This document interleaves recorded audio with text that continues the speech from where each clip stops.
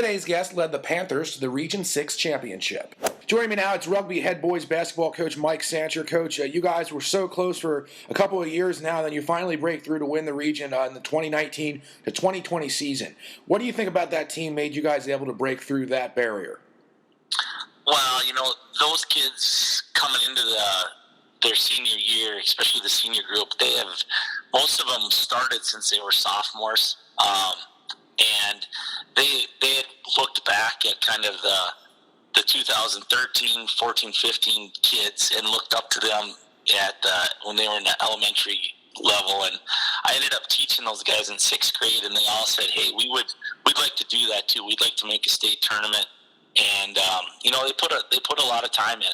I think that was the goal they had as a group, and thankfully they were able to do it. It just didn't end how we would have liked it to. Now, this past year, your top players were Trace Gove and Devin Michaels and Jaden Hamilton. Were they the guys giving you that kind of a message since the 6th grade, or was it even more players on the team? We had a couple role players on the team too that came in off the bench. That whole senior group, if you had those and Cody Junt and Keith Vetch and Dawson Shep to that crew, those 6 kids were really instrumental in kind of the whole thing. But Trace and Devin and Jaden were obviously great players and puts a lot of time in. And those 3 were super important to the team and did a lot of things for us. When you heard that the State B was going to get canceled, were you surprised in that moment?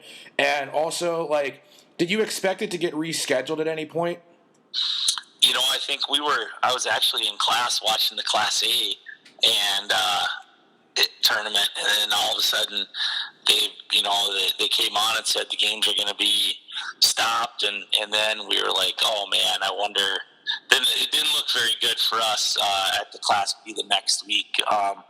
There was lots of talk, throughout the summer kind of and early, thinking maybe they would play it towards May if things got a little better. But we were pretty hopeful that we at least would get a chance. But the way things turned out, it just obviously wasn't. So it was a huge letdown for the kids. They at least wanted to go and play and see how things would have turned out. But obviously that's not the case. Yeah, that was rough enough. So let's just turn it to next year. How confident are you guys coming back here to maybe win that region championship again and play the State B? God willing, you got Cole Slayball, Isaiah Bundy Smith, Warren Walker, a couple guys like that. Yeah, we are. We're pretty excited about the group of kids that we have coming back. Obviously, those 3 were huge and important guys to the team as well, and so they learned a lot. I think last year from watching the outgoing seniors, how they conducted themselves, what kind of attitude they brought towards practice every day.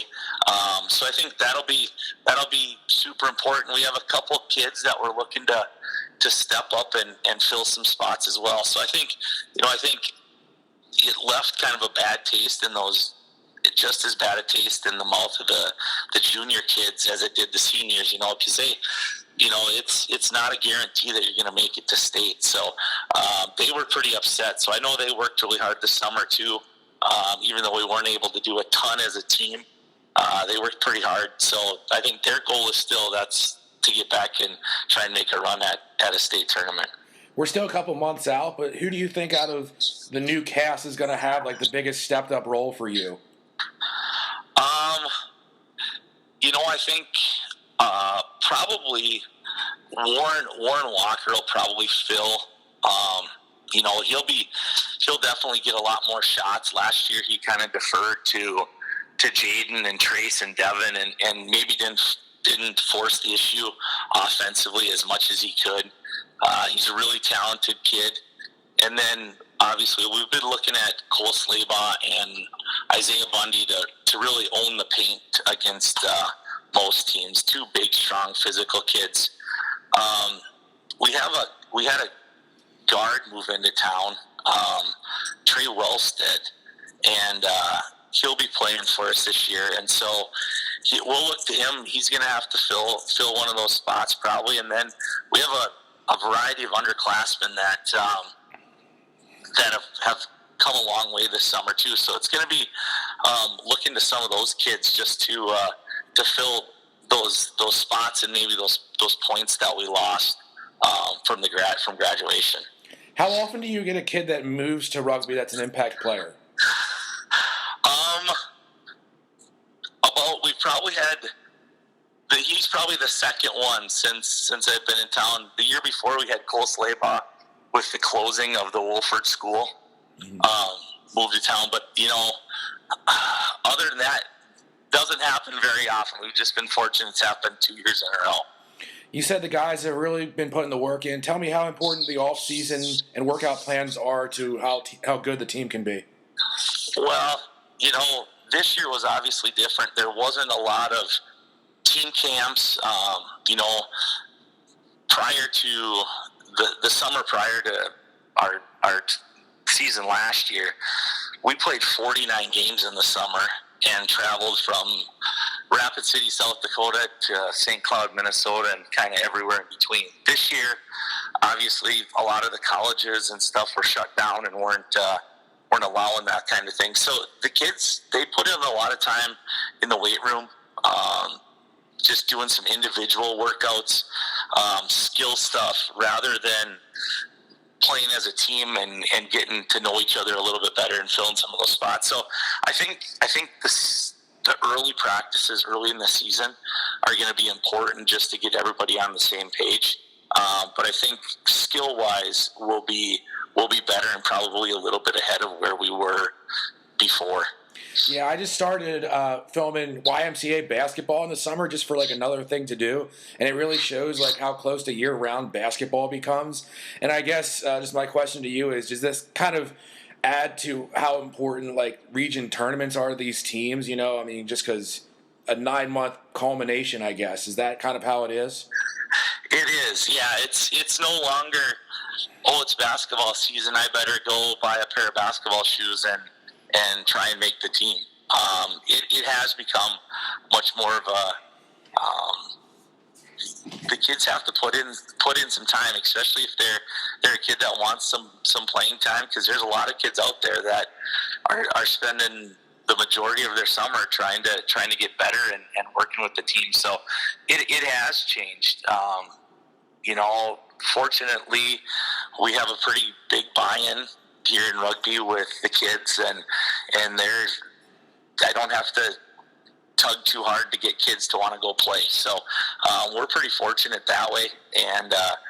But it's important. You see all those teams at the Y League, and you see teams that are out at different colleges driving hours upon hours just to play. And so you almost have to be competitive year in and year out and try and make a run at that region championship. Did the 2015 state title team have a big three like this year's team, or was it constructed differently when it came to the production? No, I mean, they had obviously Brad Heidebaugh, who ended up winning Mr. Basketball that season. Zach Miller was another big force for us inside. And Tanner Bernhardt.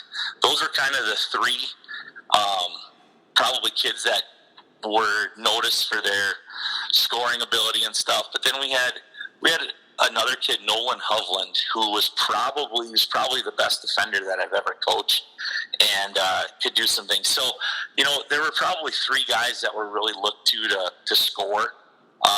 But there was probably a solid four seniors that kind of led the charge. Obviously, Brad was probably at the top of that list, but no. So there were leaders, and that everybody else kind of looked up to. So I think kind of similar to this team, there were guys that conducted themselves and had one kind of goal in mind, and at practices when things weren't going, those are the kids that kind of stepped up and got everybody back in line. You sometimes hear about the experienced players. It feels like there's another coach out there. How many guys from each team in 2015 and 2020 did you have that were like that? Well, I think the 2015 team was probably a little bit more, how would I say it, focused on the court, and I didn't have to coach as much because I knew were going to handle it, because those guys had been to 3 state tournaments, or 2015 would have been their 3rd state tournament in a row. So they kind of had that. They knew what it took to get there, and kind of that was just how they planned their day. We were going to be focused at practice and stuff. So I think with the 2020 team, we had been close in 2018. And then in the 2019 season, we weren't necessarily ready, and we got beat by our Redeemers in the semifinal game. And I think that really jolted them back to reality a little bit about how hard it takes and how focused we have to get, because every night out, if you don't play well, you can get beat. And so I think that really motivated those guys to come in every day to practice and try and get better. But then by the end, the 2020 guys still earned their spot at the state tournament. So who are you taking between 2015 and 2020 if they play one game? Well, I just think with the pure size and strength of some of the kids in 2015, I might have to take 2015, but I know the 2020 kids probably won't be very happy with me, but I think it would be a heck of a ball game. I know that. And I know this summer when we were able to still get in and play in the Armory here in town, there was probably some of the best basketball in the state, because there was Brad Heideball and the 2015 team were all back, and we were playing against the 2020 team in the Armory, and there was some pretty battles on Wednesday nights in the Armory here. So it was kind of fun as a spectator to just kind of sneak in and watch what was going on. That's like the lost tape of the Dream Team practice from 1992, or what? Yeah, it was. I know as a coach, I was pretty proud of those guys and watching them play, and just watch how they actually they play basketball, and it doesn't matter, who's on the floor. They just all kind of know how to fill the lanes and run the floor and do some things. So I know watching them play, I was pretty proud as a coach for sure. You might have given him a reason to do this by picking 2015, but has Jaden Hamilton ever dunked on you in practice? No, I was smart enough to get out of the way. Believe me, he is. He was probably trying, even when we were, talking as coaches, kind of what's the next drill. Him and Cole Slava, they sure would like to try and throw one down on me. I know that. Who's the best player on the coaching staff? Is it you or is it somebody else? Oh, I don't know. I think we're all kind of in our heads. We all think we're probably the better, but I know Coach Rizvi's probably still a little bit more mobile than Coach Walker and I. But I know Coach Walker would label himself the best shooter on the team. So I'm just gonna go with I'm probably the best all-around player. All right, yeah, but the best player probably is on the women's coaching staff, but whatever. She probably has more accolades than the rest of us do. So yeah. So we'll give you a chance to not have to be so diplomatic with the answers. Tell me about the best times of playing on the Lee's summer team for softball. Just the camaraderie with the guys. I'm at that point in my career where it's like, I don't care if I play or if I bat, but it's just kind of the camaraderie, and we've been together with some of those guys for now 14 years. I've been on the team, and so we know each other pretty well, and just the ribbings we give each other, and it's just a good group of guys. Has there been more success in trophy winning with softball or basketball for you? Probably softball. We as old and kind of torn hamstrings and everything else as a lot of the guys on the team. We've won quite a few trophies, so I'm guessing probably softball. But yeah, the basketball ones though are bigger, obviously. Yes, the basketball ones kind of mean a whole lot more. So. All right. Well, hey, you guys will have a chance to catch up with the trophy case anyway, coming here this season with another great team back. Mike, I really appreciate your time in doing this, man. Thanks. Hey, Ben, I appreciate it. It was fun.